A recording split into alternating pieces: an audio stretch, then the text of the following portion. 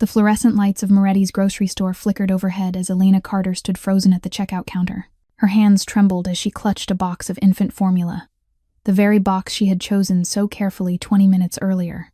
Checking it, then checking again, comparing the price to a bank balance that was drying up to nothing. Against her chest, Liam, 8 months old, screamed inside an old cloth carrier. His tiny fists flailed in the air. His face was flushed, raw with hunger and frustration. "I'm sorry, ma'am, but your card was declined." Tony Moretti repeated it louder, as if volume could make the moment less humiliating. The store owner's face held a mix of pity and discomfort. The line behind Elena had grown by 5 more people, and the shared sighs and shuffling feet became the soundtrack of judgment. "Can you try it again?" Elena asked. Her voice was barely a whisper. She already knew the answer. That morning, she had checked her balance, $23. The formula alone was $38. She had hoped, somehow, that the money from last week's night shift would have posted. Maybe it would be enough, but it was not. "I've tried twice already, miss," Tony said. His voice softened slightly as Liam's cries rose even higher. "Do you have another card?" Elena's throat tightened. Other shoppers were staring. She could feel their eyes drilling into her back. She could almost hear what they were thinking. Why have a baby if you cannot afford to feed him? Where is the father? Why waste everyone's time like this? "Then I have to put it back," Elena said. The words tasted like ash in her mouth. "Just the formula. I'll come back when I get paid on Friday." Friday was still 5 days away. Liam could not wait 5 days. "I'm sorry, baby," she whispered, bending to kiss the soft hair on his head. His tiny face was soaked with tears, his mouth open in another starving cry. She had used the last drop of formula that morning, scraping the bottom of the container to mix the final bottle. And as for her, she had gone without food for 2 days, guarding the last $15 for diapers and the cheapest loaf of bread she could find. When Tony began the return, scanning the formula with a beep that seemed to echo through the small store, Elena fought to hold back her tears. Outside the glass, snow had been falling steadily all afternoon, laying a white blanket over the dark South Side street. She would have to wrap Liam tight and walk 6 blocks back to her miserable studio apartment, where she would somehow have to figure out how to feed her son. In a shadowed corner of the store, a tall man in a black cashmere coat watched in silence. His dark hair was cut short and neat. A faint scar crossed his left eyebrow. His storm-gray eyes missed nothing. Dominic Valencia had not come to Moretti's tonight to shop. He had come to remind Tony about a debt that was 3 months overdue. Victor was waiting outside in a black Escalade, ready for whatever needed to happen. But the plan changed the moment Dominic stepped inside. He had noticed the young woman from the first second. She stood in front of the baby aisle, carefully comparing prices with the calculator on a phone whose screen was cracked. There was something in her focus, something in the desperate determination in her eyes, that caught him. She wore a winter coat worn thin at the wrists. Her dark brown hair was tied back in a hurried knot at the nape of her neck. The baby boy in the carrier had blue eyes just like his mother. When she finally chose a box of formula and set it in her basket with a small breath of relief, Dominic found himself hoping, strangely, that she would be able to buy it. Now, watching her at the register, watching the formula scanned for return, watching the baby scream while she stood with her shoulders folded inward in defeat, Dominic felt something crack inside his chest. He had killed men. He had ordered torture. He had looked into the eyes of enemies without blinking. But that child's crying, that hungry crying, so much like his own 31 years ago, made something inside him shake. The memory came without warning. His mother, Maria Valencia, standing at a similar checkout when he was 6 years old, counting coins in her palm, rough from working too hard for too long. He sat in the cart, hungry, too young to understand why his mother cried when she had to put a box of cereal back. A stranger had stepped forward and paid for them that day. Dominic never learned the man's name, but he never forgot. That day, he swore that when he grew up, no one around him would go hungry if he could help it. Then he grew up. He became a mafia boss, and he forgot that vow, buried in blood and money, until tonight. "Tony," Dominic said. His voice cut through the noise like a blade. He stepped out of the shadows and walked toward the register. "Put it all on my account. Everything she needs." Tony Moretti went pale when he realized who had spoken. Mr. Valencia." Elena turned, her blue eyes wide with shock. She saw a tall man, broad-shouldered, in an expensive black suit beneath the cashmere coat, the scar on his eyebrow, the gray eyes, cold as steel, yet with something else buried deep inside, something that looked like old pain. "I don't need," Elena began. "Add diapers." Dominic cut in, not looking at her, his gaze still pinned on Tony. Add more formula. Add food. Anything she and the baby need. Tony nodded quickly, hands shaking as he scanned the formula again. The people in line fell silent, no one daring to breathe too loudly. Elena stared at the stranger, her heart hammering. She had lived long enough on the South Side to recognize power when she saw it. This man was not just rich, he was dangerous. The kind of danger that made a store owner tremble at the sound of his name. But Liam was hungry, and she had no other choice. When the full bags were placed into her hands, Dominic finally looked straight into Elena's eyes. He set a black business card on the counter. There was only one line of silver text. D.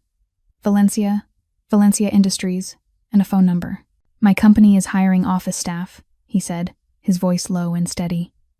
$4,000 a month, full benefits. On-site daycare, if you're interested. Then he turned and walked away, disappearing into the white snow outside before Elena could say a single word. She stood there, holding the bags and her son, staring at the black card in her hand. She did not know that the man who had just saved her was the most powerful Mafia boss in Chicago. She did not know that he had killed someone in the back room of this very store 2 weeks earlier. And she certainly did not know that this chance meeting tonight would change her entire life forever. Sometimes, angels arrive wearing the face of a devil. And sometimes, salvation comes from the place you least expect. If this story touched your heart, please hit like to support the channel. Do not forget to share it with anyone who needs a warm story. And hit subscribe so you do not miss the next episodes full of surprises. Elena walked the full 6 blocks through thick snowfall, holding Liam tight against her chest, the heavy bags biting into her shoulder. The wind cut at her skin like a blade, but she barely felt it, not with her heart beating wild inside her ribs. The black business card sat in her coat pocket, heavy as a stone. When she pushed open the door to her shabby third-floor studio, a deeper cold spilled out to meet her. The heater had been broken since last week, and the landlord still had not bothered to fix it. Elena laid Liam on the bed, then hurried to mix a warm bottle from the newly bought formula. For the first time in 2 days, she watched her son drink until he was full, his blue eyes slowly drifting shut in satisfaction. Tears rolled down Elena's cheeks as she sat there, watching Liam sleep. She had almost let her baby go hungry. She had almost failed completely as a mother. When Liam was settled in the old worn crib, Elena sank into the only chair in the apartment and pulled out the black card. D. Valencia Industries. No job title, no email address, only a phone number and a name that felt like a locked door. She took out her cracked screen phone, opened Google, and typed Valencia Industries Chicago. The results appeared instantly. A massive real estate and investment conglomerate, headquartered downtown, owning dozens of buildings across Chicago. Annual revenue estimated in the hundreds of millions of dollars. Elena swallowed hard, her heart pounding even faster. She tried again, searching D. Valencia, Chicago, but nothing came up. No photos, no biography, not a single article mentioning the man behind that name. As if he did not exist, or as if he had wiped himself clean from the internet on purpose. That unsettled Elena more than anything else. She glanced at the clock. It was close to 11 at night, but she knew Maggie O'Brien in the apartment across the hall would still be awake. The Irish woman, 68 years old, was the only person Elena could truly call a friend in this building. Maggie watched Liam whenever Elena worked the night shift at the packing plant, never taking a single cent. Elena stood, opened her door softly, and knocked on the apartment across the hall. Maggie opened almost at once, silver hair pinned up, pale blue eyes flashing with worry when she saw Elena's face. "Girl, what is it? Come in. It's freezing out there." Elena stepped into Maggie's warm apartment, sat on the old sofa, and told her everything. About the card being declined, about the stranger, about the black business card and the job offer with a salary that sounded impossible. Maggie listened in silence, her brows knitting tighter with every word. "Valencia," she murmured, as if the name tasted bitter on her tongue. "Girl, down here on the South Side, everybody knows that name. They're not good people, not the kind you want to get mixed up with." "What do you know about them?" Elena asked, her voice shaking. "I don't know much. Nobody knows much, and that's the scary part. Men like Valencia, they've got power that makes things disappear. Even people."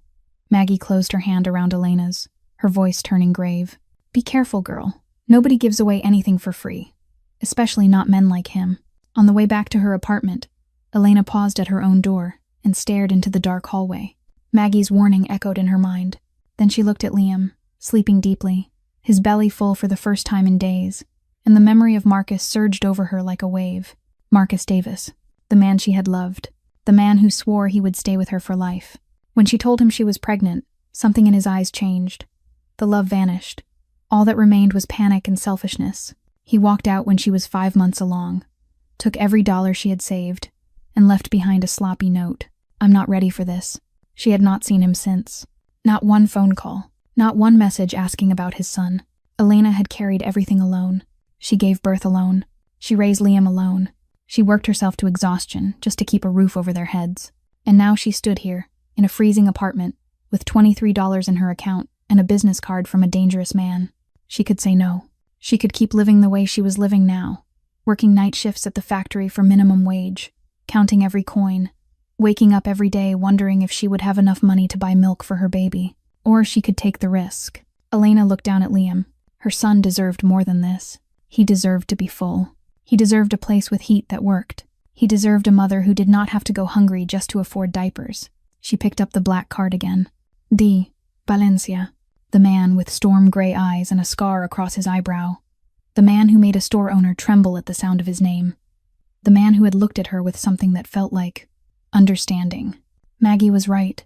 Nobody gives anything away for free. But Elena had run out of choices. She set the card on the table, lay down beside Liam, and closed her eyes. Tomorrow morning, she would go to Valencia Industries. She would look that man straight in the eye and find out what he really wanted. If it was a trap, she would face it. If it was a real chance, she would take it with both hands. For Liam, for her son, she was willing to step into the devil's den if that was what it took. Monday morning arrived beneath a leaden gray sky, clouds hanging low and heavy, threatening a fresh fall of snow. Elena woke at 5 o'clock, lying still and staring at the cracked ceiling while Liam slept on. She had barely slept at all. Her mind kept circling the image of the man in the black cashmere coat and that mysterious business card that felt like a question with teeth. When the clock crept to 6, she slid quietly out of bed and opened her closet. Inside were only a few worn outfits, most of them frayed or faded. She searched through them and finally pulled out the only thing that still looked decent. A dark blue dress she had bought at a thrift shop 2 years earlier for her interview at the factory. It fit a little loosely now, because she had grown thinner since Liam was born, but at least it had no holes, no stains. She took a quick shower in cold water, since the water heater was broken too. Then she put on the dress and tried to smooth her dark brown hair into something neat. In the mirror, Elena saw a young woman with bruised shadows under her eyes from lack of sleep, and cheeks that had gone slightly hollow from not eating enough. She dabbed on the last of her lipstick, doing her best to look as professional as she could. At 7 in the morning, she knocked on Maggie's door and asked her to watch Liam. Maggie studied her with worry but said nothing, only nodded and gathered Liam into her arms. He was still half asleep, warm and heavy against her shoulder. "Be careful, girl," Maggie whispered as Elena left. The bus ride from the south side to downtown Chicago took 45 minutes. Elena sat in the back row, watching the city change through the window. The dark streets of the south side, littered with trash and tagged with graffiti, slowly gave way to gleaming skyscrapers, luxury storefronts, and men and women striding past in expensive suits. 2 entirely different worlds, separated by less than an hour on a city bus. Elena had lived in Chicago all her life, but she rarely set foot downtown. This was not her world. She did not belong here. When the bus stopped at the nearest station, Elena stepped down and went still. The Valencia Industries building rose before her like a monument to power and money. 40 floors of glass and steel climbed into the gray sky, reflecting the clouds like a giant mirror. The Valencia Industries logo was etched in silver across the front, catching the morning light. Luxury cars lined the curb. Men and women in tailored clothing moved in and out through the revolving doors, each of them looking busy, important. Elena stood there in her old thrift shop dress and felt smaller and more out of place than she ever had in her life. She drew in a deep breath and stepped through the revolving door. The lobby was so vast and polished it made her dizzy. White marble floors shone beneath crystal chandeliers, throwing light back in clean, cold reflections. Perfectly trimmed green plants sat beside towering pillars. A massive abstract painting hung on the wall, surely worth more than Elena's apartment 100 times over. A black granite reception desk stood at the center, where 2 women in elegant uniforms worked. Elena walked up, feeling eyes turning toward her from all around the lobby. She knew she looked wrong here. The old dress, the worn heels of her shoes, the cheap handbag, everything about her screamed the same word. Poor. The receptionist looked up, her gaze sweeping Elena from head to toe with open contempt. "How can I help you?" Her voice was cold and distant, the kind of voice reserved for people who were not meant to be here. I have an appointment," Elena said, her voice trembling. She pulled the black business card from her coat pocket and set it on the counter. "With Mr. Valencia." The receptionist glanced at the card, and for one brief moment Elena saw her face change completely. The contempt vanished, replaced by fear, and something that looked a lot like respect. She straightened as if shocked by electricity, hands trembling as she lifted the phone. "One moment, please." Her voice had transformed into pure politeness, almost obedient. She spoke a few words into the receiver, too low for Elena to catch, then set it down and looked back at her with a tight, nervous smile. "Mr. Valencia is expecting you. 40th floor, private elevator to the right. Here is your access card." Elena took the card from her, noticing the receptionist's hands were shaking. She walked toward the elevator, the woman indicated, set apart from the others, its doors gleaming with gold plating. When Elena swiped the card and stepped inside, she realized there was only one button: 40th floor, the top floor of the building.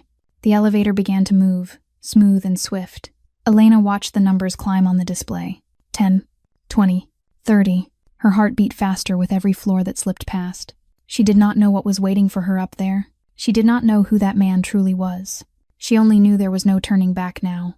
When the elevator reached the 40th floor with a soft ding, the doors opened, and Elena stepped into a world that felt entirely different. And at the end of the hallway, beyond a clear glass door, she saw him, Dominic Valencia, standing with his back to her, gazing out at the city of Chicago spread below, like a king looking over his kingdom. Dominic Valencia's office was nothing like anything Elena had ever imagined. There were no expensive paintings, no flashy decorations meant to advertise wealth. The room was vast, designed with a minimalism so severe it felt almost austere. White walls, dark oak floors, a massive desk of polished black wood, holding nothing but a laptop and a single desk lamp, 2 black leather chairs facing the desk, and behind it, an entire wall of glass, opening to a sweeping view of Chicago all the way to the horizon. From this height, the other skyscrapers looked like small toy blocks. Lake Michigan glimmered beneath weak sunlight pushing through the clouds. The whole city rested at the feet of the man standing with his back to her. Dominic did not turn when she entered. He stood there with his hands in his pockets, relaxed in posture, yet radiating a crushing kind of power that made it hard for Elena to breathe.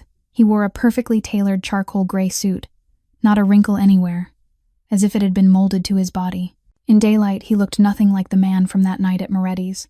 More distant, colder, more dangerous. That night, she had seen a fleeting softness in his eyes when he looked at Liam. Now, there was only steel. "Sit." "I don't."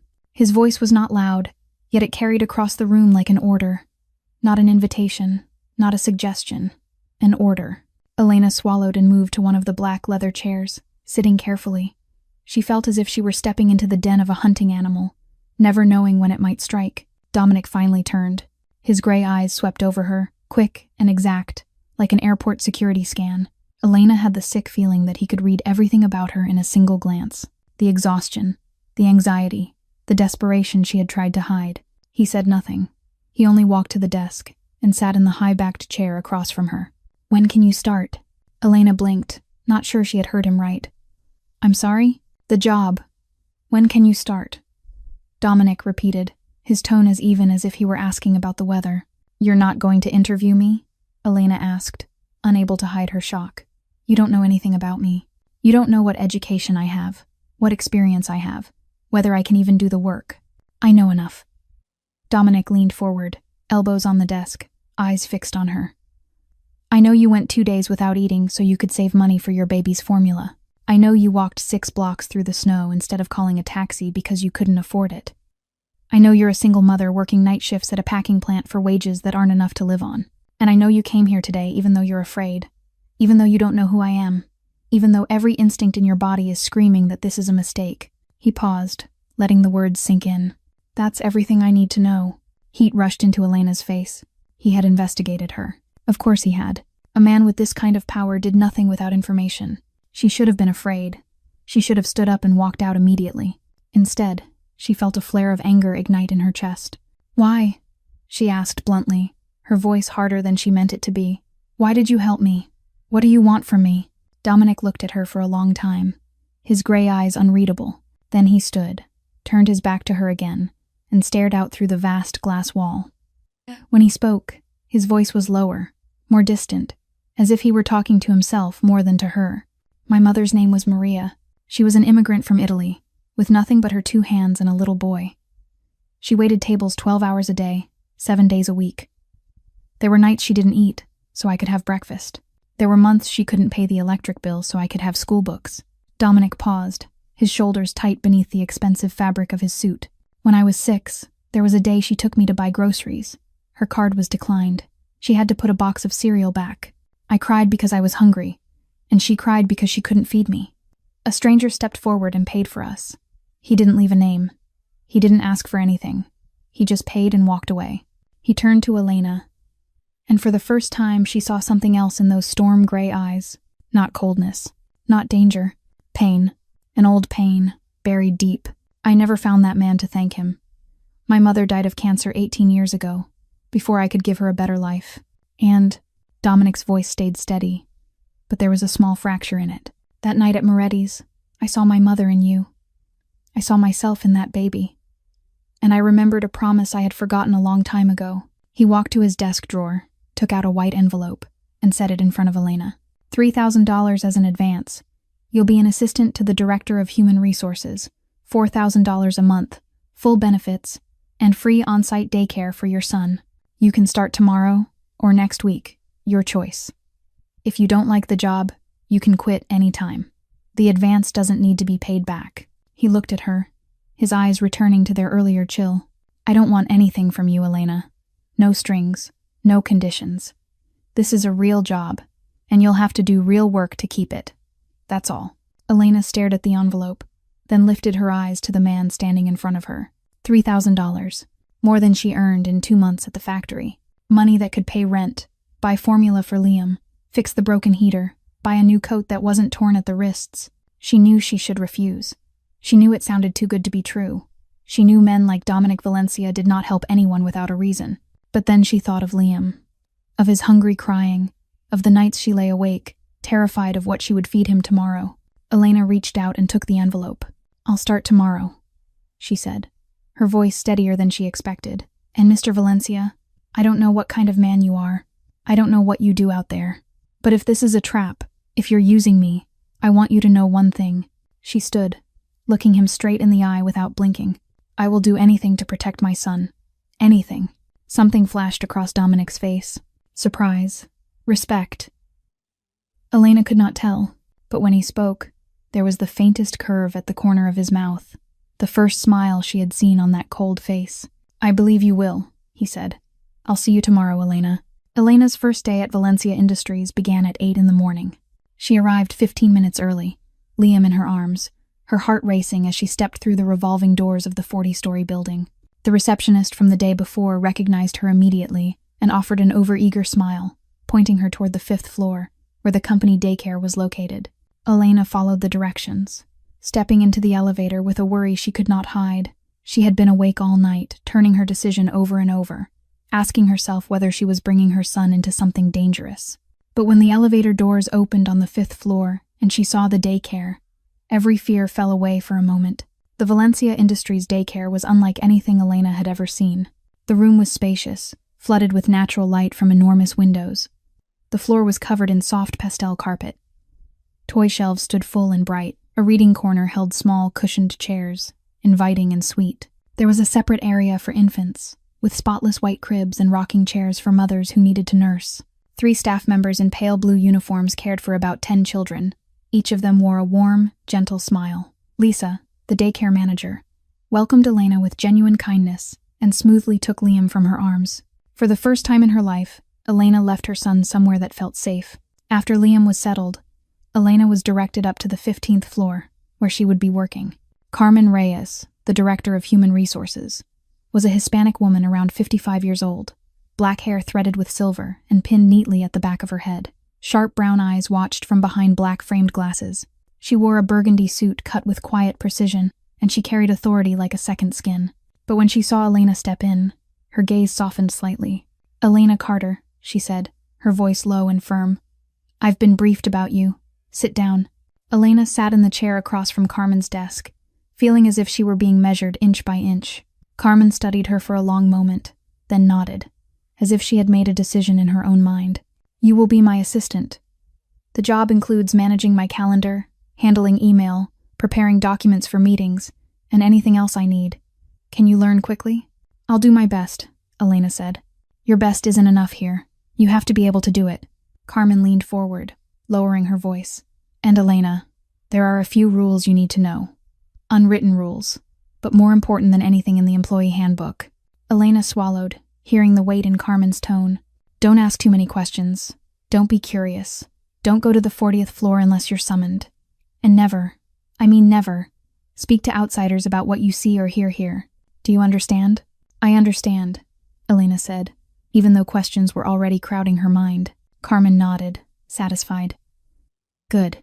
Now go meet your coworkers. The 15th floor office buzzed with about 30 employees working in separate cubicles. Elena was introduced to the people she would be working with. Jessica, a young blonde woman with a bright smile, worked the front desk. David, a middle-aged man with a carefully trimmed beard, worked in accounting. Michelle, a black woman around 30 with striking emerald earrings, was a senior assistant who had been here for 3 years. They all welcomed Elena warmly, but there was something strange she could not quite name. At lunch, Elena sat with Michelle and Jessica in the employee cafeteria on the 12th floor. The cafeteria was just as polished as the daycare, with a varied menu and prices subsidized so cheaply Elena could hardly believe it. She chose a salad and a sandwich, eating a proper lunch for the first time in months. So who referred you here? Jessica asked, her voice curious. I, Mr. Valencia, Elena said, unsure whether she should hide it. Both Jessica and Michelle went still. They exchanged a quick look that Elena caught, a look loaded with meaning and a thin edge of fear. Mr. Valencia, Michelle said slowly. That's interesting. He rarely hires anyone directly. Tracked. What kind of man is he? Elena asked, trying to keep her voice casual. Silence settled over the table. Jessica suddenly became very interested in her salad.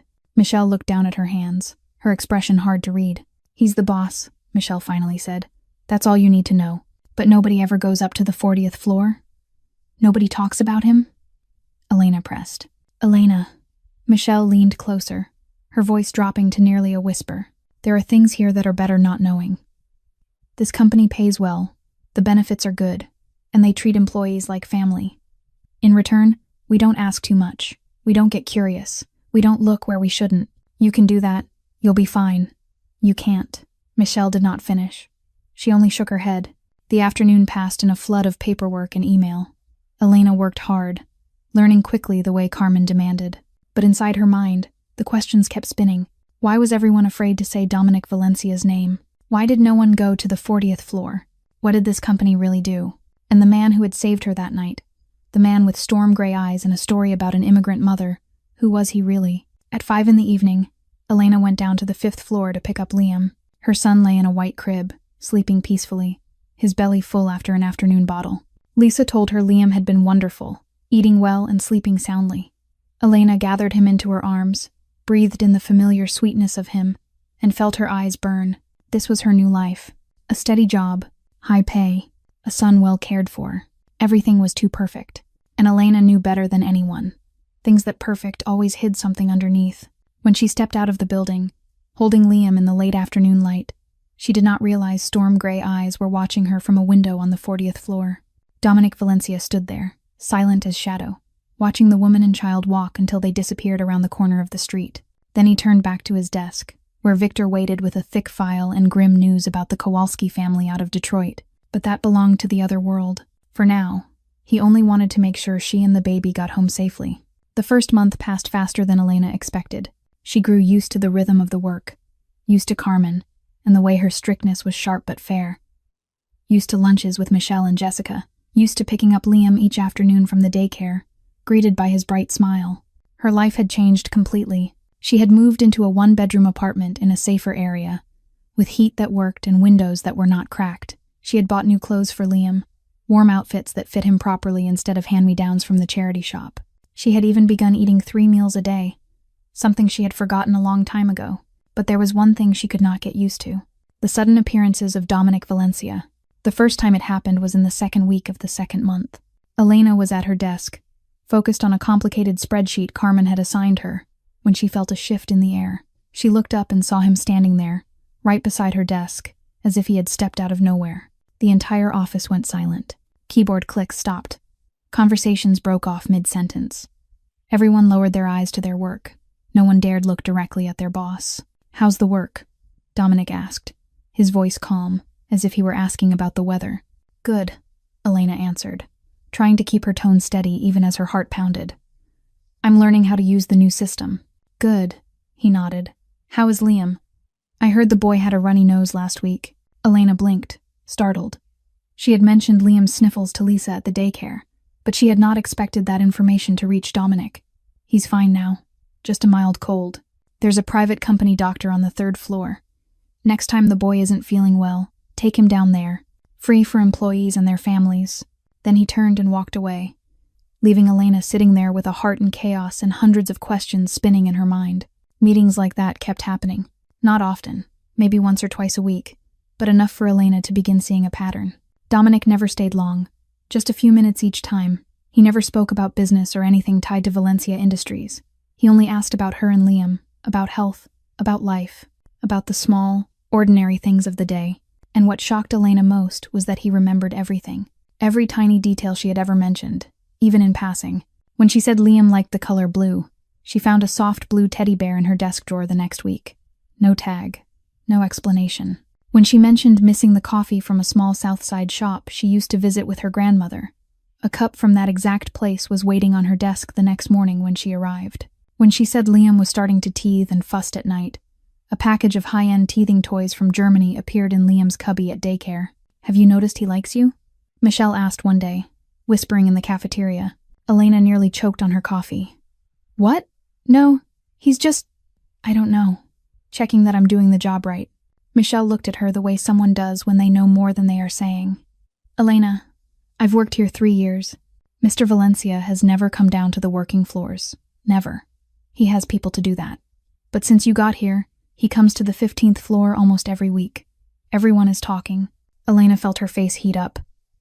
"I don't think I'm not saying what he wants. I'm saying what I see. And what I see is the most powerful man in Chicago finding every excuse to speak to a woman he met only weeks ago." Michelle leaned closer. "Be careful, Elena. Men like Mr. Valencia, they don't do anything without a purpose." But Elena was not as sure as Michelle thought she should be. She had looked into Dominic's eyes enough times to recognize something buried deep under that cold exterior. Not hunger, not calculation. Loneliness. A loneliness so deep she recognized it, because she had felt it herself. Maybe he was using her. Maybe this was all some careful game, but every time he asked about Liam, and his gaze softened in that rare way, every time he remembered small details that even Elena had nearly forgotten, every time he stood beside her desk with a faint awkwardness, the kind that comes from a man not used to normal conversation, Elena felt her heart loosen just a little, and that frightened her more than anything else, because Elena knew Dominic Valencia was dangerous. She knew he had secrets. She knew there were dark things behind the doors of the 40th floor, things she was not meant to know. But she was beginning to sense that behind all that darkness, there was a human being trying to reach her in the only way he knew. The question was this: did she have the courage to look deeper into that darkness? The invitation arrived on a Thursday morning, the 3rd week of the 2nd month. Elena was sitting at her desk when an email appeared on her computer screen from an address she had never seen before. No subject line, only one short sentence. 12 noon. My office. Bring Liam. There was no signature, but Elena knew exactly who it was from. She stared at the screen for 5 minutes, unsure what she was supposed to do. This was the first time Dominic had asked her to come up to the 40th floor since the interview, and he wanted her to bring Liam. What did that mean? Should she refuse? But was refusing the boss even a smart option? At 11:45, Elena went down to the 5th floor and picked up Liam from the daycare. Lisa watched her with curious eyes, but she did not ask questions when Elena explained she needed to take Liam for a little while.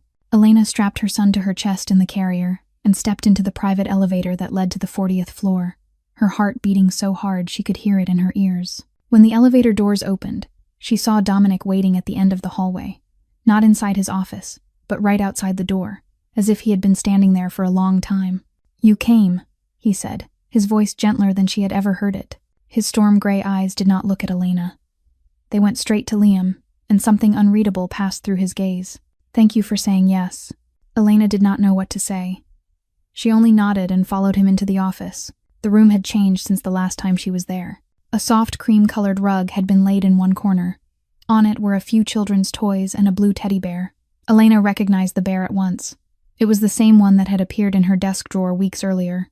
On a small meeting table near the windows, 2 lunches had been set out, along with a warm bottle of milk and a container of baby food. "I didn't know what Liam can eat," Dominic said, looking slightly awkward. "I asked Lisa at the daycare, and she suggested a few things. I hope it's right." Elena took in the careful preparation. The bear on the rug, the strained expression of the most powerful man in Chicago, worried about whether he had chosen the right food for an 8-month-old baby. Something inside her chest softened. "Perfect," she said quietly. "Thank you." Lunch began in an awkward hush. Elena set Liam on the rug, and he crawled straight for the teddy bear and wrapped his arms around it. Dominic sat across from her at the table, but his eyes kept drifting back to Liam, as if he had never watched a child play before. The food was simple Italian, pasta with tomato sauce and garlic bread. Nothing like what Elena had imagined a billionaire would eat. "This is what my mother used to make," Dominic explained when he noticed her surprise. "She didn't have money for fancy food, but she cooked the best pasta I've ever had. I still have the chef make her recipe every week." "You miss your mother," Elena said. It was not a question, it was an observation. "Every day." Dominic nodded, his gaze distant. "She was the only person who ever looked at me and saw a child, not a tool or a threat. When she died, I lost the only person in this world who truly loved me." The blunt honesty startled Elena.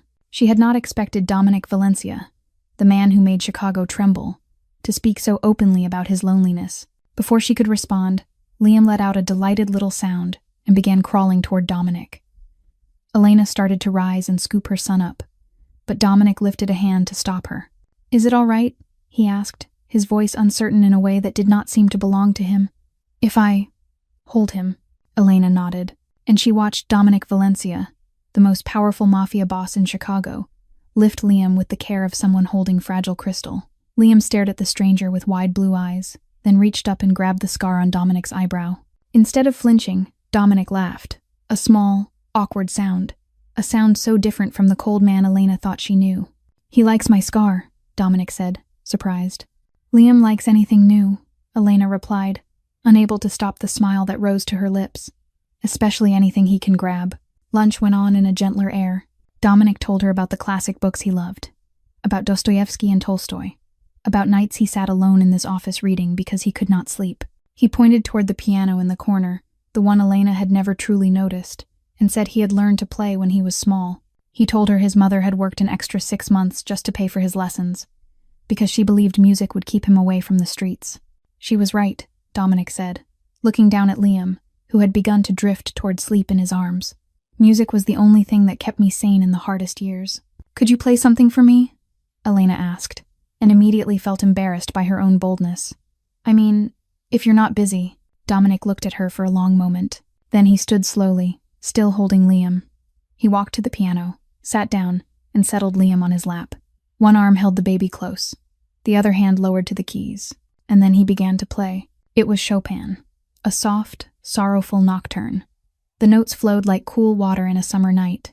Liam opened his eyes and watched Dominic's fingers move across the keys, completely spellbound, and Elena sat there with tears sliding down her cheeks, not even realizing they had started. She had seen many sides of Dominic Valencia: coldness, danger, power, but this was the first time she had seen tenderness, and that frightened her more than anything else. That Thursday lunch became a routine. Every week, at exactly 12 noon on Thursday, Elena brought Liam up to the 40th floor, where Dominic had already set out food and toys. They ate together. They talked about books and music, about Liam and the milestones he was reaching. Dominic was still clumsy around children, but he tried, and that effort moved Elena more than perfection ever could. Liam began calling Dominic Doo-Doo, unable to pronounce his name, and every time that lisped little call rang out, Dominic's cold gray eyes lit up in a way Elena had never seen before. She knew she was stepping into dangerous territory.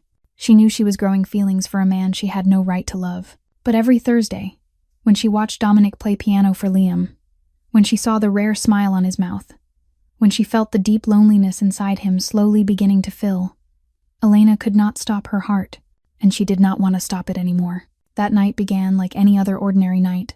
Elena came home after work. She fed Liam dinner, bathed him, and put him to bed. She sat down on the sofa, intending to review a few documents Carmen had assigned for tomorrow, and that was when she realized she had forgotten an important folder on her desk. Normally, she would have waited until morning, but Carmen needed those documents for the meeting at 8 o'clock, and Elena did not want to disappoint her. Maggie agreed to watch Liam for a little while, and Elena drove the old car she had been able to buy with her first month's paycheck to the Valencia Industries building.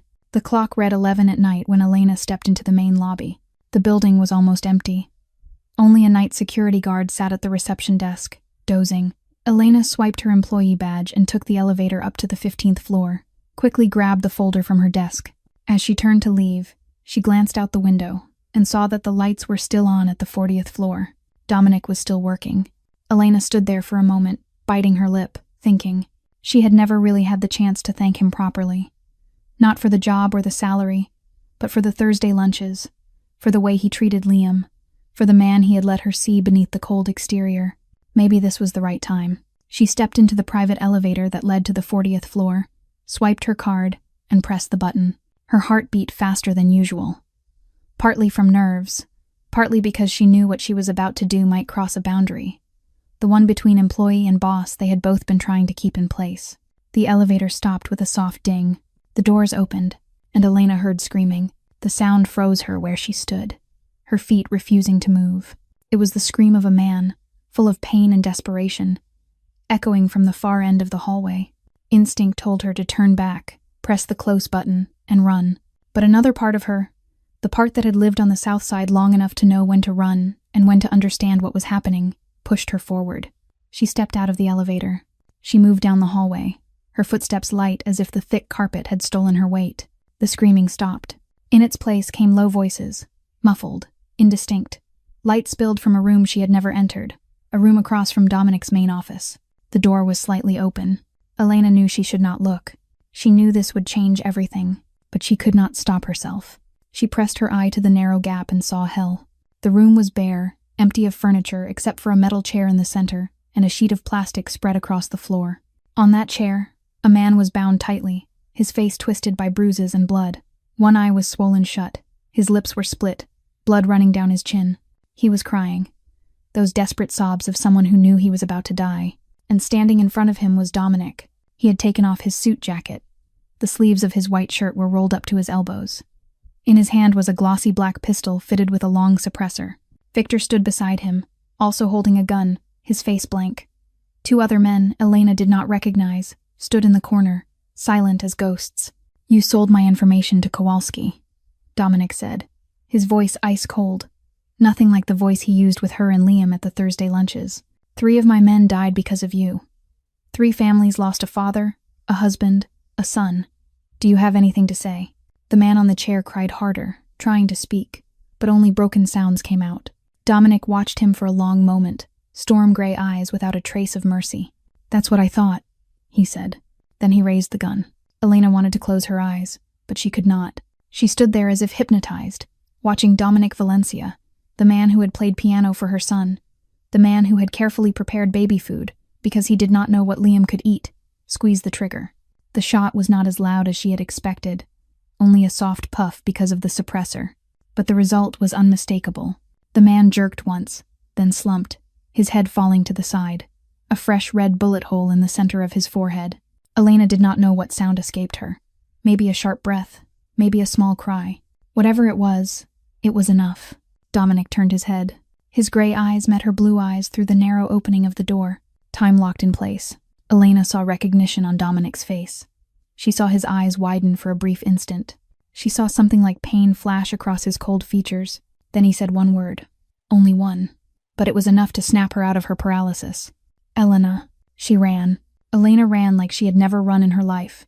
She hurled herself toward the elevator, pressing the button again and again with shaking hands. The doors opened, and she stumbled inside, hit the lobby button, praying the doors would close faster. She heard footsteps pounding in the hallway behind her. She heard her name being called, but the elevator doors slid shut, and she began to descend. She did not stop when she reached the main lobby. She ran past the sleeping guard, burst through the doors, and fled into the night. She ran 3 blocks before she stopped in a dark alley, pressing her back against cold brick, gasping like she might suffocate. Her hands shook so badly she could not even pull her phone from her pocket. Her mind spun with what she had just witnessed. Dominic. The gun, the soft puff, the bullet hole in the man's forehead, the man who had given her hope when she had nothing, the man who had played Chopin for her son, the man she was beginning to love, had just killed someone in front of her. Elena slid down onto the freezing ground, drew her knees to her chest, and cried. She cried from fear, from disappointment, from the shattered ache in her heart that screamed she had known. She had always known there was something dark behind those storm-gray eyes, but she had chosen not to look. And now she could not unsee it. The only question left was this. What would Dominic Valencia do with her now that she knew the truth? Elena did not sleep all night. She sat on the bed with Liam in her arms, his body heavy with peaceful sleep, while her eyes stayed fixed on the apartment door, and her ears strained for the smallest sound in the hallway. She thought about packing up and running immediately, but running where? Back to the south side with $23 in her pocket like before. And if Dominic Valencia truly wanted to find her, was there any place in this world she could hide from him? She had lived on the south side long enough to know that men like him could find anyone they wanted, so she sat there and waited for the inevitable, her heart thudding, each heavy beat like a countdown to whatever life she had left. At 6 a.m, there was a knock, not the violent pounding Elena had imagined, just 3 soft taps, almost polite. She laid Liam down on the bed, tucked the blanket around him, and walked to the door on shaking legs. She did not need the peephole to know who stood outside. She opened it. Dominic Valencia was there, alone, without Victor or any bodyguard. He was still wearing last night's clothes. The white shirt was wrinkled, sleeves still rolled up to the elbows. His face carried deep exhaustion, as if he had not slept either. His storm-gray eyes looked at her with something she could not read. Pain, worry, and something that felt like fear. "I know you saw," he said, his voice low and worn. Elena gripped the doorknob, forcing her voice to hold steady. "Are you going to kill me?" The bluntness of it made Dominic flinch as if she had slapped him. He stood still for a long moment, looking at her with raw distress, then shook his head slowly. "If I wanted you dead, you would have been dead since last night," he said, soft as breath. "I'm not here to hurt you, Elena. I'm here to explain." "Explain what?" "Explain that you shot a man dead right in front of me." Elena's voice rose, part fear, part fury. "I saw what you did, Dominic. I saw you raise a gun and put a bullet in a man's head. How do you explain that?" Dominic drew a deep breath, his shoulders sinking as if under an invisible weight. "Can I come in? I don't want to talk about this in the hallway." Elena knew she should refuse. She knew inviting a killer into the apartment where her son was sleeping was the most insane thing she could do. But there was something in Dominic's eyes, a sincerity she had never seen before, that made her step back and open the door wider. Dominic walked in, his gaze sweeping the small apartment before stopping on the bed where Liam slept. His face softened slightly at the sight of the baby. Then he turned back to Elena, keeping a careful distance, as if afraid she might bolt. "What you saw last night," he began, his voice measured, "was the darkest part of my life, the part I never wanted you to know." "You're Mafia," Elena said, not a question. Dominic nodded, not trying to deny it. "The Valencia family has been in Chicago more than 50 years. My father led before me. When he was assassinated 12 years ago, I inherited the position. Valencia Industries is the legitimate face of the empire, but behind it are the things you saw last night." Elena's legs felt weak. She had suspected. She had been warned, but hearing Dominic say it out loud still left her dizzy. "The man last night," she whispered. "His name was Marco Santini. He worked for me 10 years. Dominic's voice hardened. "And he sold my family's confidential information to Kowalski, a rival Detroit family. That information got 3 of my men killed in an ambush last week. 3 men with families, wives and children. They died because Marco betrayed us. So you killed him. That's the law of that world." Dominic held her gaze without flinching. "I am not a good man, Elena. I never told you I was. I've done terrible things. I have killed. I have ordered killings. I have looked into an enemy's eyes and not blinked when I pulled the trigger. That's who I am. That's my life." Tears spilled down Elena's cheeks, no matter how hard she tried to hold them back. "Then why are you telling me? Why didn't you kill me to silence me?" Dominic stepped forward, stopping when he was only a single step away. His gray eyes held hers with an intensity that pinned her in place. "Because I can't," he said, his voice shaking for the first time since she had met him. "I thought about it all night. I tried to convince myself you were a threat, that you knew too much, that I had to do what had to be done, but I couldn't. Because you're the first person who's made me feel alive in 18 years. Because Liam is the first child who's ever said my name without fear. Because when I'm with you, I remember who I wanted to be before this world swallowed me." Elena cried, the tears sliding down her face, and she did not even bother wiping them away. She did not know if she was crying from fear, from disappointment, or from the way her heart was breaking as she realized the man she loved was a killer. "You can leave," Dominic continued, his voice light as air. "Right now, if you want. I won't stop you. I'll give you money, enough for you and Liam to start a new life anywhere you choose. I will make sure no one from my world touches you. You can erase every trace of Valencia from your life and never look back." "And if I stay?" Elena asked, her voice trembling. Dominic was silent for a long time. His storm-gray eyes held something so fierce it made it hard to breathe. "If you stay," he said slowly, "I swear to you and Liam that you'll be safe with me. Always. No matter what happens. No matter what this world throws at me. No one will touch you. No one will touch Liam. That is my vow." Elena looked at the man standing in front of her. A killer. A mafia boss. And also the man who had played Chopin for her son. The man who had worried over choosing the right baby food. The man who looked at her like a drowning person. And she was the only thing keeping him afloat. She could leave. She should leave. But when she looked into those storm-gray eyes filled with pain, she knew she could not. Dominic left right after their conversation, leaving Elena alone with the wreckage in her mind. He did not force her to answer on the spot. He only said she could call him any time once she had decided. Then he slipped out the door like a shadow. Elena stood there and watched the door close. She looked down at her hands, shaking, and she had no idea what to do next. She did not go to work that day. She called Carmen and said she was sick. Her voice was so hoarse Carmen did not ask questions. Elena sat on the bed with Liam in her arms, watching her son play with the blue teddy bear Dominic had given him. And she thought about everything that had happened since that fateful night at Moretti's. About the man in the black cashmere coat who had stepped out of the shadows and changed her life. About Thursday lunches filled with piano music and rare smiles. About storm-gray eyes looking at her as if she were something precious. And about the gun in his hand. About that soft puff. About the bullet hole in the center of a man's forehead. Could both images exist inside the same person? Elena did not know. She only knew she stood at a crossroads. And no matter which road she chose, her life would never be the same again. That evening, after Liam was asleep, Elena sat alone in the dark of her apartment and listed her choices. Leave. Dominic had promised her money. Enough to start over. She could go to another city, change her name, build a new life for herself and Liam. But then what? What would she do? Go back to night shifts at a factory for wages that could not support them. Rent another miserable apartment in another dangerous neighborhood. Watch Liam grow up poor the way she had grown up. She thought about her grandmother, the woman who had raised her after her mother died. Her grandmother had worked herself to the bone, hands rough from doing laundry for other people, back bent from years of folding over a sewing machine. Her grandmother had given Elena everything she had, but that everything still had not been enough to pull Elena free from the spiral of poverty. Her grandmother had died 2 years ago in a cold hospital room, her hand gripping Elena's as she whispered, "I only wish I could have given you more." Elena did not want Liam to grow up the way she had. She did not want her son to know hunger so sharp it steals sleep. She did not want him wearing charity shop clothes, being mocked for being poor, watching his mother cry at night because she did not know how to pay the rent. But staying meant what? Staying meant working for a mafia boss. Staying meant closing her eyes to what happened on the 40th floor. Staying meant accepting that the man she was growing attached to was a killer. Elena thought about Dominic. Not Dominic in that torture room with a gun in his hand, but Dominic at the piano, playing Chopin for Liam. Dominic worrying over choosing the right baby food. Dominic talking about his mother with a trembling voice and wet eyes.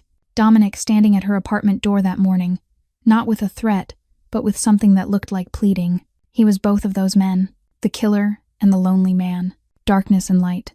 And no matter how afraid she was, Elena could not deny that she still felt a heartbeat under the cold armor. Near midnight, Elena made her decision. She took out her phone and typed a short message. "I'm staying, but I have a condition. Meet me in the office tomorrow." The reply came within 10 seconds. Agreed. The next morning, Elena arrived earlier than usual. She left Liam at the daycare and went straight to the 40th floor. Dominic was waiting in his office, standing by the window the way he had the first time she came up here.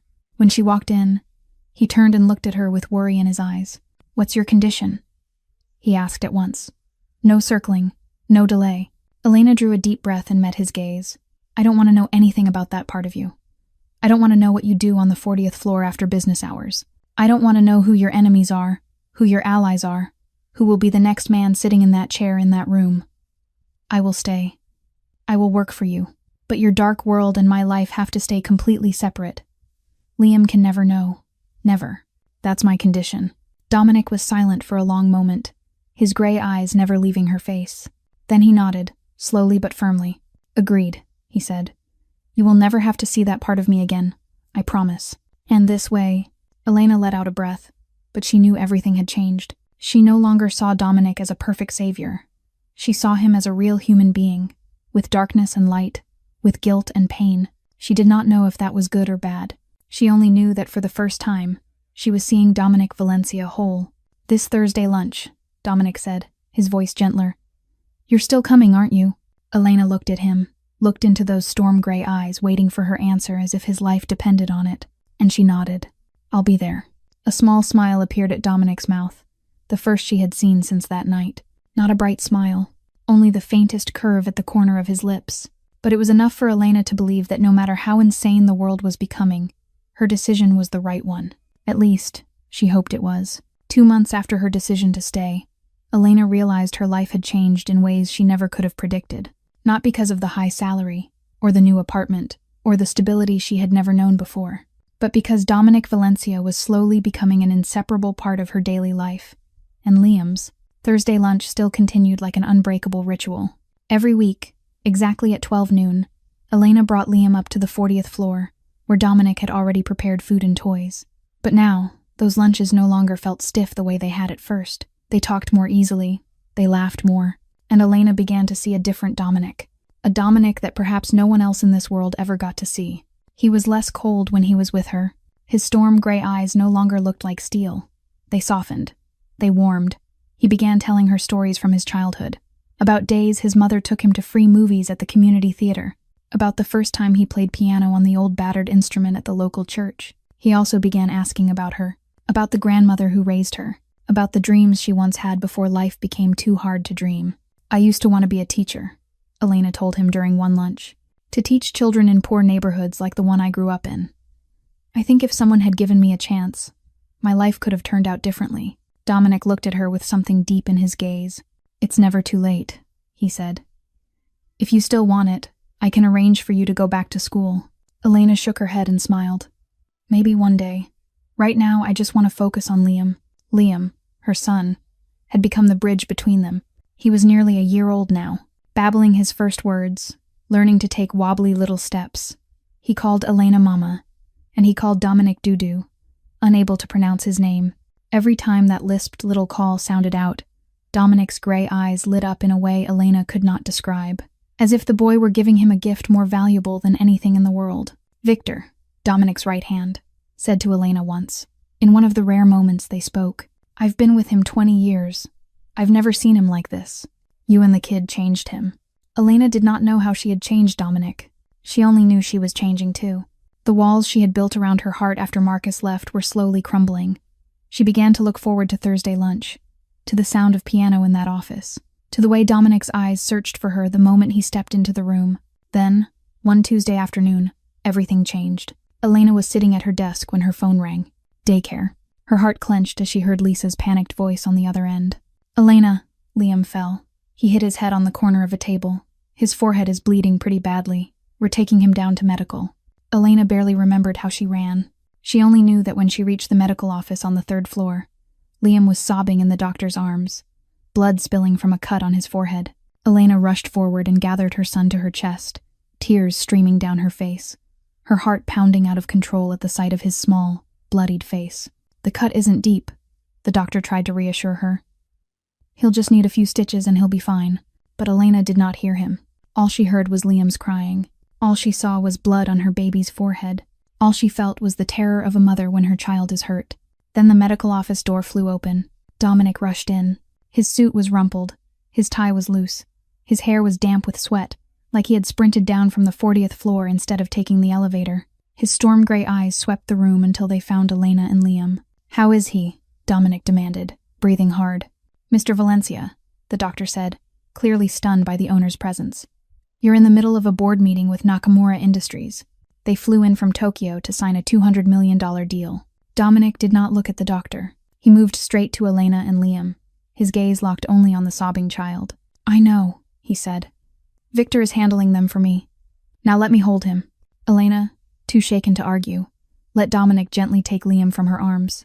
And what happened next stole her breath. Dominic held Liam against his chest, one hand supporting the boy's back, the other stroking his soft hair. Then he began to sing, low and steady, a lullaby in Italian. Elena did not understand the words, but she felt the tenderness in every note. Liam, as if under a spell, slowly stopped crying and lifted his wet blue eyes to Dominic's face.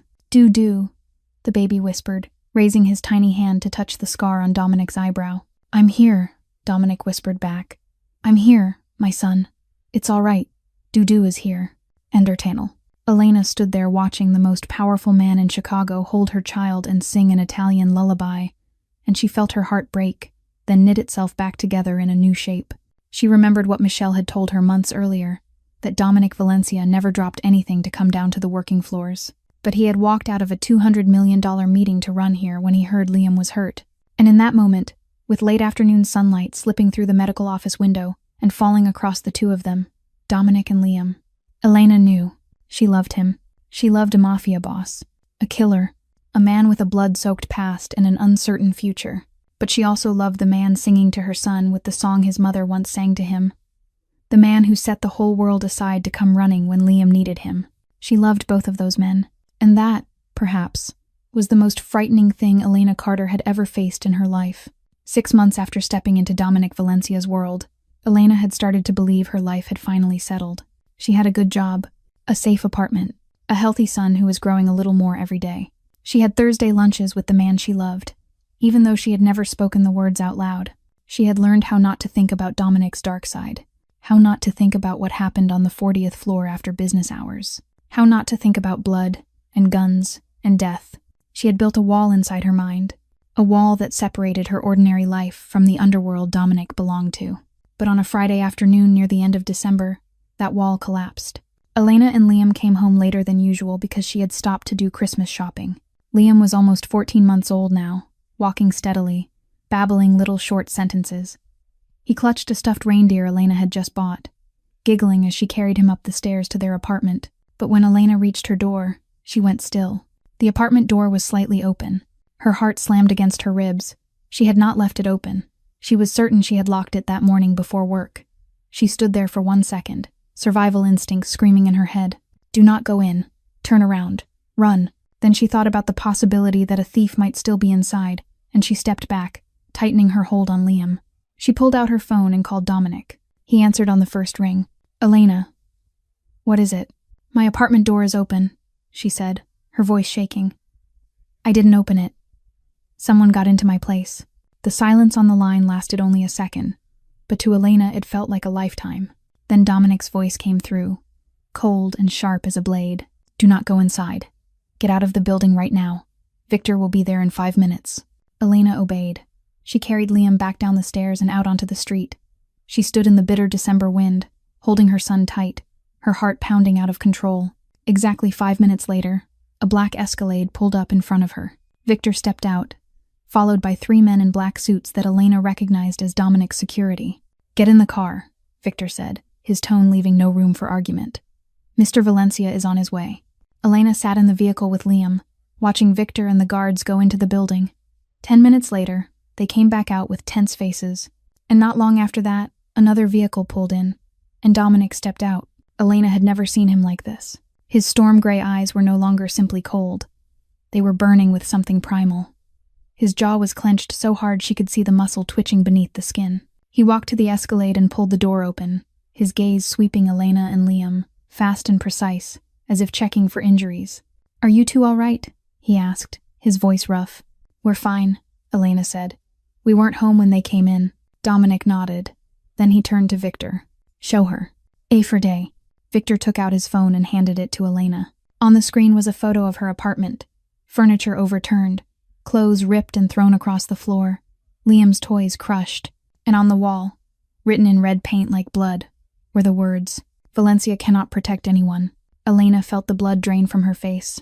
She looked up at Dominic and saw the rage in his eyes shift into something even more terrifying. Absolute cold. The calculation of a predator already planning what comes next. "Kowalski," he said, low as a growl. They crossed the line. "Who are the Kowalski?" Elena asked, even though she had heard the name before, on the night she watched Dominic kill Marco Santini. "A Mafia family out of Detroit. They've wanted my territory for a long time, but they're not strong enough to come at me head-on, so they play dirty." Dominic looked at her, his gray eyes darkening. "They've been watching you, Elena. They know you matter to me. And they're using you to provoke me." The words made Elena shiver. She held Liam tighter, feeling fear crawl up her spine like a cold snake. She had tried to keep her life separate from Dominic's underworld, but that world had found her anyway. "What do I do?" she asked, her voice trembling. Dominic stared at her for a long moment. Then he lifted his hand and touched her cheek, lightly. It was the first time he had touched her in a way that felt intimate, and even with fear choking her, Elena felt warmth spread from the place his fingers met her skin. "You and Liam are moving into my house," he said. "Not as an offer, but as an order. Right now, tonight." "Dominic, I can't." "You can, and you will," he cut in, his storm gray eyes holding her with an intensity she could not fight. "Your apartment isn't safe anymore. Kowalski knows where you live. They know your routine. If you and Liam had been there instead of out shopping, I don't dare think what could have happened."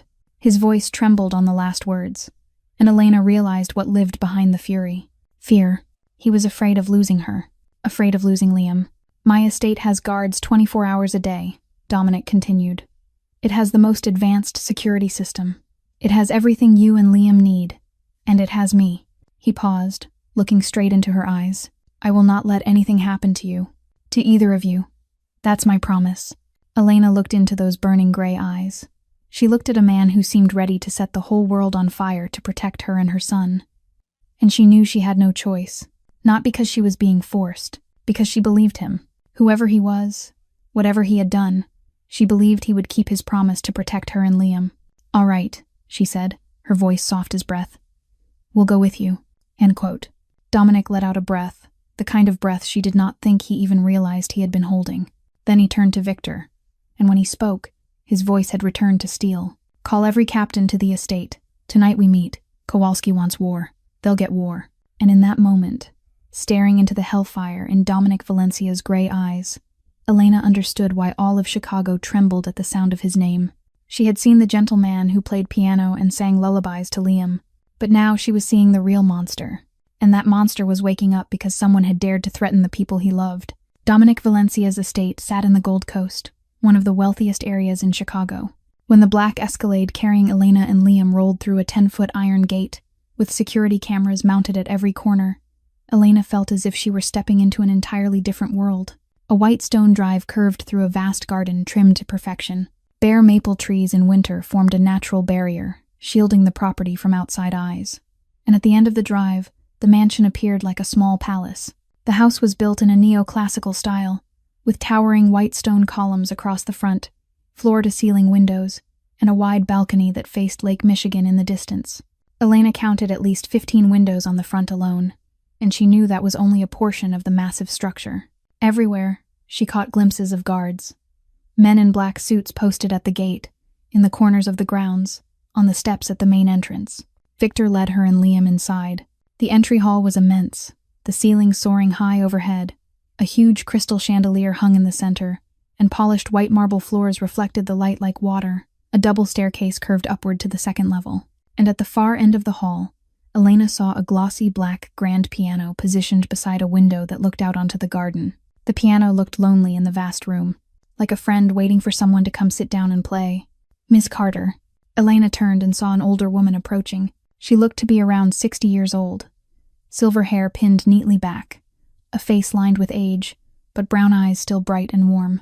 She wore a simple black dress with a white apron, professional but approachable. "I'm Maria," she said, her voice carrying a faint Italian lilt. "The housekeeper here. Mr. Valencia asked me to prepare rooms for you and the little one." "Thank you," Elena said, feeling small and overwhelmed by the luxury surrounding her. Maria guided her down a long hallway, lined with paintings, to the guest wing on the east side of the estate. It was separate from the main part of the house, yet connected by a small staircase. Elena and Liam's room was on the second floor. It was spacious, with a double bed, a brand new baby crib beside the window, and a private bathroom with a tub large enough for 3 people to sit comfortably. "If you need anything, press this button," Maria said, pointing to a small device on the wall. "Either I or one of the staff will come right away. The kitchen is open, 24 hours a day. You can request any meal you want." Elena nodded and laid Liam in the new crib. He had nodded off during the drive, exhausted after a day filled with shock. She watched her son sleep, then turned to Maria with the question that had haunted her for months. "Have you known Mr. Valencia a long time?" Maria smiled, the kind of smile that belongs to memory, since he was a child. "I worked for his mother, Maria Valencia. She was named Maria too. Maybe that's why we became close."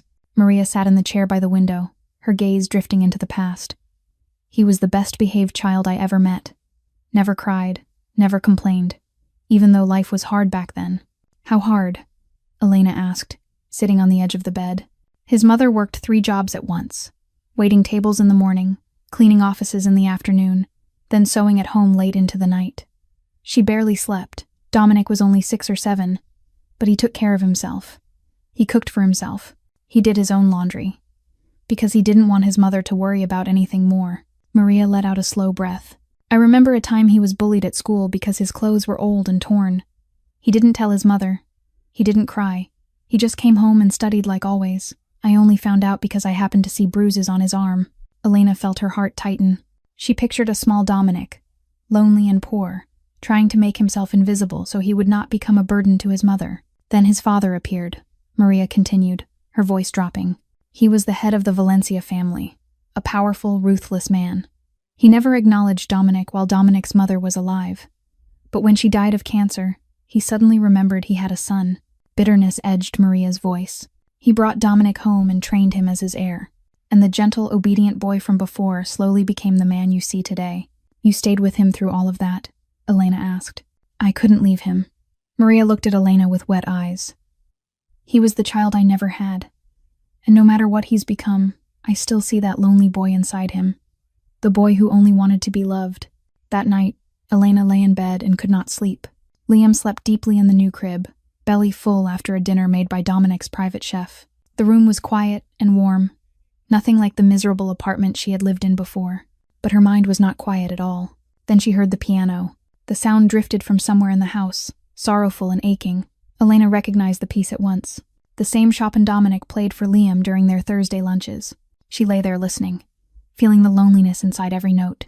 Maria had said Dominic played piano every night. Was this how he lived with the darkness in his life?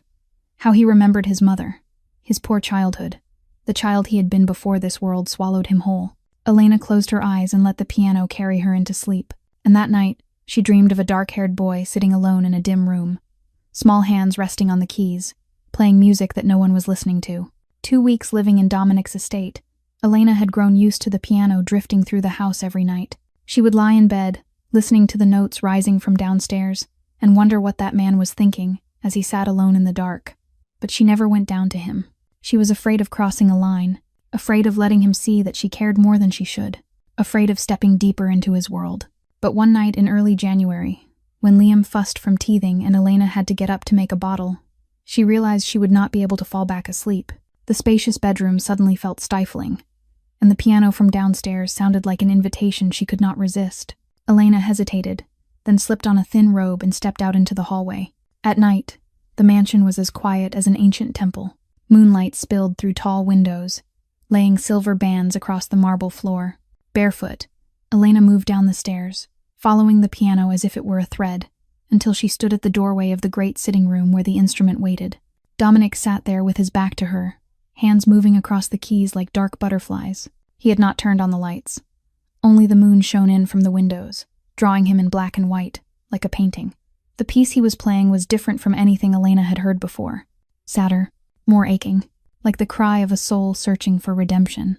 "I know you're there," Dominic said without turning, his fingers still gliding over the keys. Elena startled, but she did not run. She stepped into the room, walked to the sofa near the piano, and sat down. "I can't sleep." "Neither can I." Dominic stopped playing, his hands resting on his thighs. He turned to look at her, storm-gray eyes catching the moonlight. "How is Liam?" "Teething. He cried for a while, then went back to sleep. Elena looked at the piano. What was that piece? I've never heard it. It doesn't have a name. I wrote it. Dominic turned his gaze back to the keys, his voice lowering. I wrote it the night my mother died, 18 years ago. Elena fell silent, not knowing what to say. She remembered what Maria had told her about Dominic's mother, the woman who worked 3 jobs to raise her son, the lung cancer that took her away. But hearing Dominic speak of it himself was something else entirely. She died in the winter, Dominic continued, as if he were speaking more to himself than to her. Late-stage lung cancer. She hid it from me for 2 years because she didn't want me to worry. When I found out, it was already too late. He paused, drawing in a slow breath. I was 19.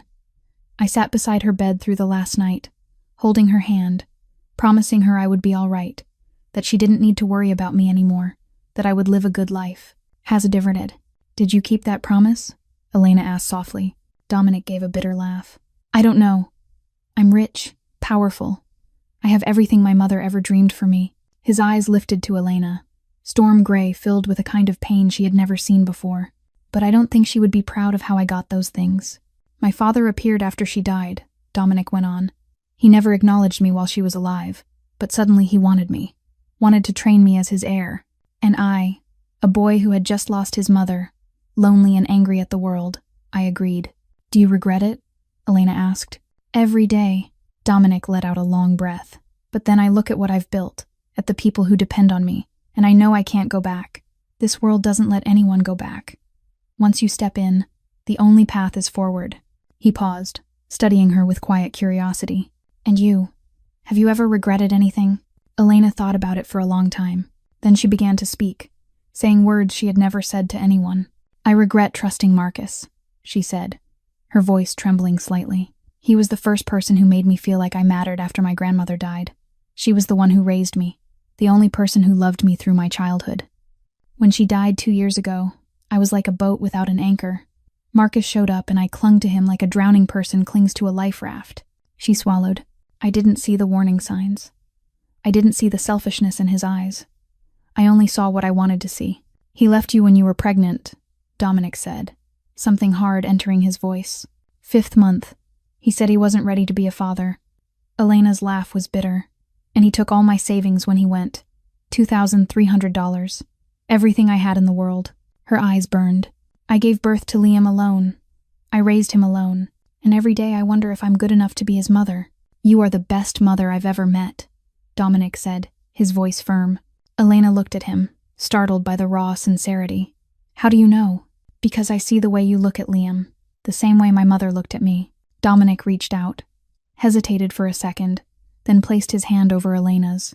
Warmth spread from his palm into her skin, like a small current, with absolute love, without conditions. His voice softened. Liam is lucky to have you, and I'm lucky I met you. They sat there in silence, hand in hand, looking out at the window where the moonlight was slowly fading. Then they started talking again, about small things and large ones, about dreams and disappointments, about fear and hope. Dominic told her about nights he lay in a cold apartment listening to his mother cry because she didn't have money to pay the bills. Elena told him about days she went hungry so she could save money for school books. They spoke about the scars in their souls that no one else could see. When Elena checked the clock, it was 3 a.m. I should go to bed, she said, but she did not want to leave. You should, Dominic agreed, but he did not release her hand either. At last, Elena stood up, and Dominic rose with her. They faced each other in the dark, only a single step apart, their breaths close enough that Elena could feel the warmth of him. Thank you for listening, Dominic whispered. Thank you for sharing, Elena answered. A moment passed, heavy with everything they did not say. Then Elena turned and went up the stairs, feeling his storm-gray eyes following her until she disappeared around the corner of the hall. That night, for the first time since coming to this estate, Elena slept well, and in her dream, there was a man playing the piano. Only this time she was not sitting alone and listening. She sat beside him, placed her hand on the keys, and together they played a nameless song. 2 weeks after the night they talked beside the piano, everything between Elena and Dominic had changed in a way that was subtle, but impossible to deny. They did not speak about that night. They did not mention the secrets they had shared, or the hands that had held in the dark. But something new lived between them now, an invisible thread tying 2 lonely souls together. It made every glance heavier, every accidental touch more electric, One late January afternoon, when the snow had melted and the winter sun poured pale golden light across the garden behind the estate, Elena took Liam outside to play. He could walk steadily now, nearly 15 months old, toddling and darting across the green lawn with clear, ringing laughter. 2 guards stood at a distance, watching. But Elena had grown so used to their presence, she hardly noticed them anymore. She was sitting on a stone bench beside the rose bed when she heard footsteps behind her. She turned and saw Dominic walking toward her. He was not wearing his usual suit, just a dark blue sweater and khaki pants. He looked younger, softer, less like a Mafia boss, and more like an ordinary man. "I thought you'd be out here," he said, sitting beside her on the bench. "Liam likes being outside," Elena replied, watching her son try to chase a butterfly. "He's been stuck inside for weeks because the weather was bad. Today it's sunny, so I brought him out." They sat in silence for a while, watching Liam play. Then Dominic spoke, his voice low and slow, as if he were choosing every word with care. "There's something I want to tell you." Elena turned to him, her heart beating faster even as she tried to control it. "What is it?" Dominic did not look at her. His storm gray eyes stayed on Liam in the grass. But Elena saw his jaw tightening. She saw his hand clench on his thigh. She saw tension etched into every line of his face. "I have loved you," he said, his voice trembling slightly. "I don't know when it started. Maybe from the first night at Moretti's, when I saw you holding your child and fighting the whole world with nothing in your hands. Maybe from the day you looked me in the eye and asked what I wanted from you, instead of lowering your head like everyone else. Maybe from the first time Liam called me Doo-Doo, and I felt my heart melt." He stopped, drew in a deep breath, then finally turned to look at her. "I'm not good at saying things like this. I'm not good with emotions, but I need you to know. I love you, Elena, with everything I have, even if I know it isn't much." Elena felt tears gather in her eyes. She looked at the man sitting beside her, the most powerful man in Chicago, the man who had killed in front of her, and also the man who had sung to her son in Italian, the man who played piano every night because he could not sleep, the man who had let her see the lonely child inside the monster. "I'm afraid," she said, her voice shaking. "You're the most dangerous person I've ever met. You've done things I can't even imagine. You live in a world I never wanted to step into, and every day I'm with you. I know I'm risking not only my life, but Liam's too." She stopped, tears running down her cheeks. "But I still love you, even though I tried not to. Even though I know this is the craziest thing I've ever done in my life. I still love you." Dominic looked at her, storm gray eyes burning with something Elena had never seen before. He lifted his hand, slowly and gently, as if he were afraid of frightening her, and placed his palm against her cheek. His thumb brushed the tear sliding down her skin. "I don't deserve you," he whispered. "I know that, but I'm too selfish to let you go." Then he leaned forward and kissed her. The kiss was soft and gentle, light as a butterfly. His lips only brushed hers, more like a question than a demand. Elena closed her eyes and felt the warmth of him. She tasted sandalwood and black coffee. She felt his heart racing under the knit of his sweater. She lifted her hand and placed it against his chest, not to push him away, but to draw him closer. When they parted, only inches between their faces, Elena opened her eyes and looked into storm gray eyes that held her as if she were his entire universe. "Doo-Doo. Mama." Liam's call from the lawn made them both turn. The little boy stood there holding a wildflower, cheeks round, smile bright as sun. Dominic laughed, the first laugh Elena had seen that reached all the way into his eyes. He stood, walked to Liam, lifted him up, and spun him in a circle until Liam shrieked with delighted laughter. Elena sat there watching them, tears still wet on her cheeks, but her mouth smiling. She did not know what the future would bring. She did not know what Dominic's dark world would demand of them. She only knew that in this moment, she was happy. And sometimes, that is all that matters. 2 months after the war with the Kowalski family, life in the Valencia estate slowly returned to normal, or at least, normal by their standards.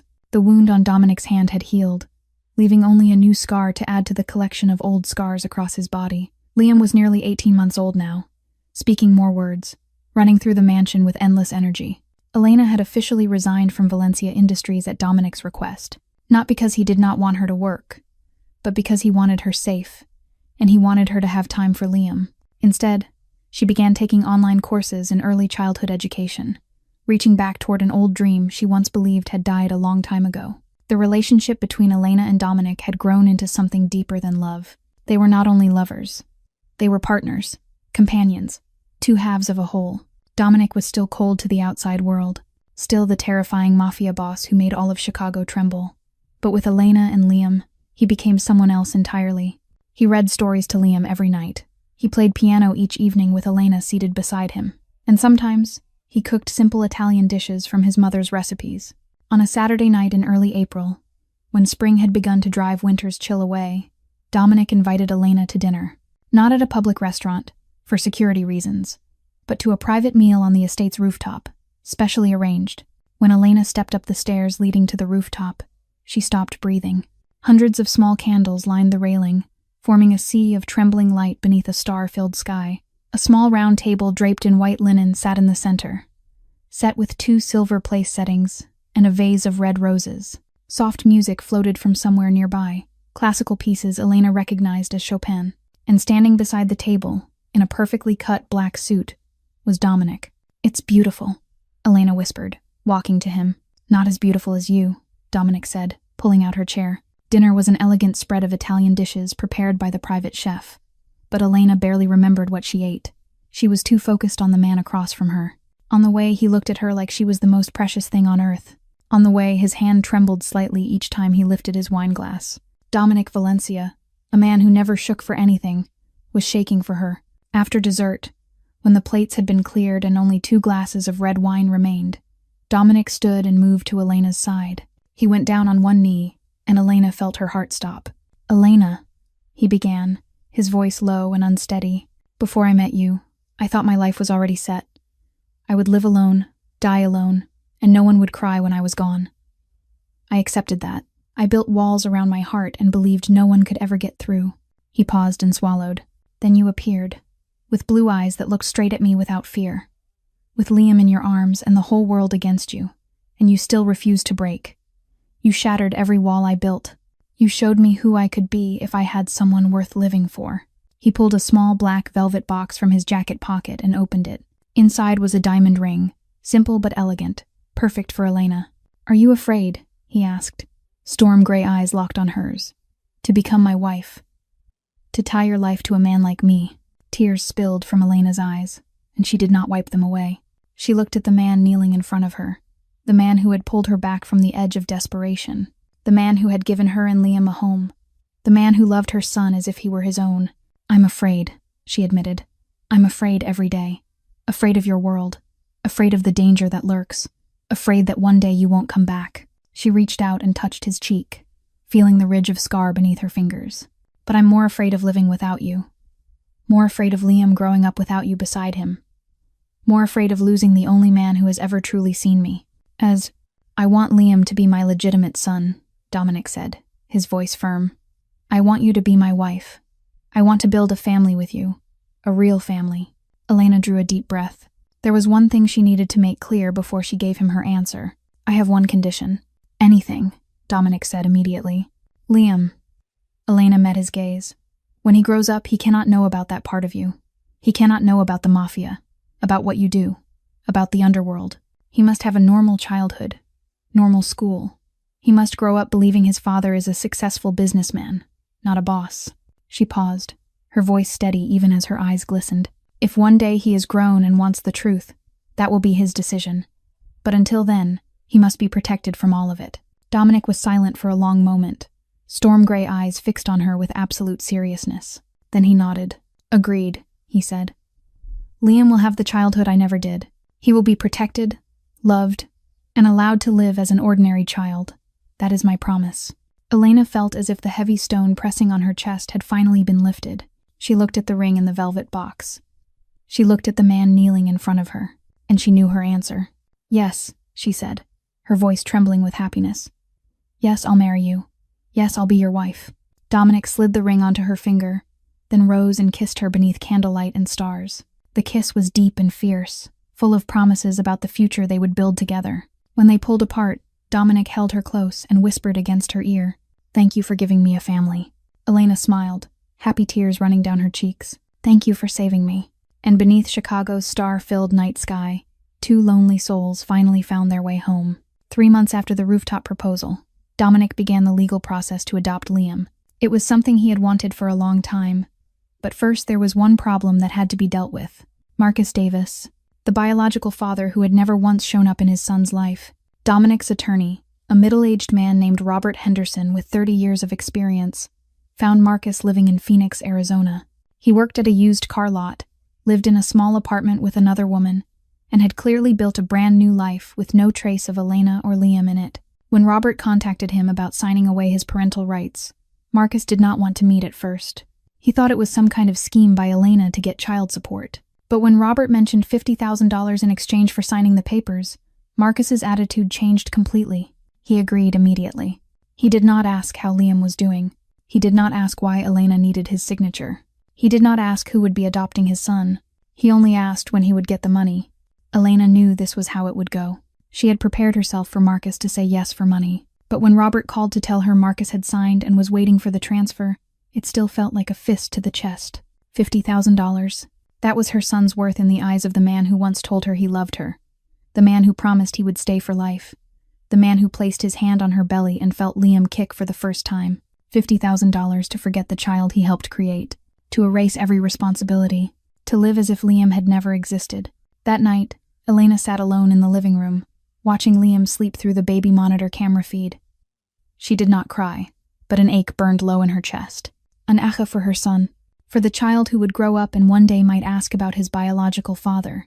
Dominic found her there when he returned from a late meeting. He sat beside her without speaking, only placing a hand on her back and waiting.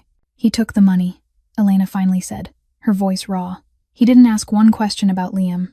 Didn't ask if he's healthy, if he's happy, if he needs anything. He only asked when the money would hit his account. He doesn't deserve him, Dominic said, his tone hard. I know. Elena turned to him, blue eyes full of pain. But knowing that doesn't make it hurt less. My son isn't worth more than $50,000 to his own father. He'll grow up and one day he'll know that. He'll know his biological father sold him like he was a used car. No, Dominic said, taking her hand. Liam will grow up knowing he has a father who loves him without conditions. A father who chose him, not out of duty or obligation, but out of love. And that matters more than any blood tie. 2 months later, they stood in the courtroom of the Chicago family court. Elena wore a simple light blue dress. Dominic wore his familiar black suit. Liam sat in his mother's lap, playing with a small toy car Dominic had bought for him before they came to court. He was nearly 2 years old now, with curly brown hair like Elena's, and bright blue eyes. The judge was a middle-aged woman with silver hair and kind eyes. She reviewed the file and asked a few questions about the reasons for the adoption, about financial capacity, about the home environment. Robert Henderson, their attorney, had prepared everything perfectly. Every document was valid. Every requirement was met. Mr. Valencia, the judge said, looking at Dominic over her silver-rimmed glasses. Do you understand that this adoption means you will have full rights and responsibilities as a father to this child? Yes, Your Honor, I understand, Dominic replied, his voice steady. And that is exactly what I want. Evely, do you commit to loving, protecting, and raising this child as your own? Your Honor, Dominic said, and Elena saw his voice tremble slightly. I have loved him as my own long before standing here today. This adoption only makes it official. The judge smiled, warm and sincere. She brought down her gavel and declared, the court approves the petition for adoption. As of today, Liam Carter officially becomes Liam Valencia, the legal son of Dominic Valencia. Azar. Tears rose in Elena's eyes as she heard those words. She turned to Dominic, and what she saw stole her breath. Dominic Valencia, the most powerful Mafia boss in Chicago. The man who did not cry when his father abandoned him, did not cry when his mother died, did not cry in any bloody battle, was crying. Silent tears slid down his cheeks as he looked at Liam, the child who was now officially his son. Do crying, Liam said, lifting a tiny hand to touch Dominic's cheek. Do sad. Vezest. Dominic smiled through the tears, took that small hand, and kissed it. No, my son, he said, his voice thick. Daddy isn't sad. Daddy's happy. Happier than I've ever been. Liam Valencia, her son's new name. Their son. Elena reached out and held Dominic's hand, and they stood there. A family, in a cold courtroom that somehow had become the warmest place on earth. 1 month after the adoption was approved, Elena and Dominic held their wedding in the back garden of the Gold Coast estate. Not a lavish wedding with hundreds of guests, the way people might imagine a billionaire's wedding. Just 30 people, the closest ones, the few Dominic trusted most in a world built on betrayal. That morning, Elena woke with the feeling that she was living inside a dream. Maria helped her get ready in a sunlit room, her hands trembling as she pinned small flowers into Elena's brown hair. The wedding dress was simple but elegant, ivory white with delicate lace at the neckline and sleeves, fitting Elena's body as if it had been made just for her. In truth, it had. Dominic had hired the best designer in Chicago, but Elena had asked for a dress that was not too extravagant, because she did not want to look like she was trying to become someone else. "You look so beautiful," Maria said, eyes shining with tears. His mother would be so proud if she were still alive to see today. Elena hugged the woman who had become like a mother to her over these months. "Thank you," she whispered, "for everything." Liam, nearly 2 years old and adorable in a tiny dark blue suit, had been given the job of ring bearer. He did not truly understand what he was doing, but he was thrilled to hold the small pillow with 2 wedding rings tied on top. Maggie, the old neighbor from the south side whom Elena had invited, helped keep Liam under control before the ceremony began. The back garden had been transformed into a small paradise. White chairs lined up in 2 neat rows. A path covered in white rose petals led to a flower arch where Dominic waited. Late afternoon sunlight filtered through the trees, throwing golden ribbons of light that danced across the grass. Classical music drifted softly from a 4-piece band standing in the corner of the garden. When Elena stepped out through the doors to the garden, hands tight around a bouquet of white roses, she saw Dominic at the end of the aisle. He wore his usual black suit, but today he looked different, softer, happier. And when his storm gray eyes met her blue ones, Elena saw him swallow hard, as if fighting to hold his emotions in. Liam walked in front of her, toddling down the aisle with the ring pillow in his hands, stopping now and then to stare at the petals under his feet. The guests chuckled, and even Victor, the hard-faced man standing beside Dominic as the backup ring keeper, smiled. Elena reached Dominic, and he held out his hand for her. His fingers tightened around hers as if he were afraid she might disappear. "You look beautiful," he whispered, his voice rough. "So do you," she answered, smiling. The ceremony was short, but full of meaning. When it came time for vows, Dominic did not use worn-out words from books or the internet. He looked straight into Elena's eyes and spoke from his own heart. "Elena, before I met you, I didn't know what love was. I thought I didn't deserve to be loved. I thought I wasn't capable of loving anyone. You proved me wrong." He paused, his voice trembling slightly. "I promise to protect you, at any cost, until my last breath. I promise to love Liam as my own son, because in my heart he has been my son for a long time. I promise to give you everything I have, not only money or comfort, but my whole heart, my whole soul, all of who I am. You are my family. You are my home, and I will spend the rest of my life earning the love you've given me." Maria cried openly, unable to stop. Victor, the man who had followed Dominic through countless bloody battles, turned his face away to hide wet eyes. Maggie held Liam close and cried into her handkerchief. Elena cried too as she spoke her vows, happy tears streaming down her cheeks. "Dominic, I came to you with nothing but a child and a broken heart. You gave me everything, a home, a family, a love I never dared to dream of. I promise to love you for everything you are, both light and darkness, both angel and devil. I promise to stand beside you through every storm, and to trust you even when the whole world turns its back. I was no to. You are the man of my life, and I will love you until my heart stops beating." When they exchanged rings, and their first kiss as husband and wife was given, the garden burst into applause. Liam did not understand what was happening, but he saw everyone happy, and he clapped too, shouting, "Mama, Daddy." It made everyone laugh.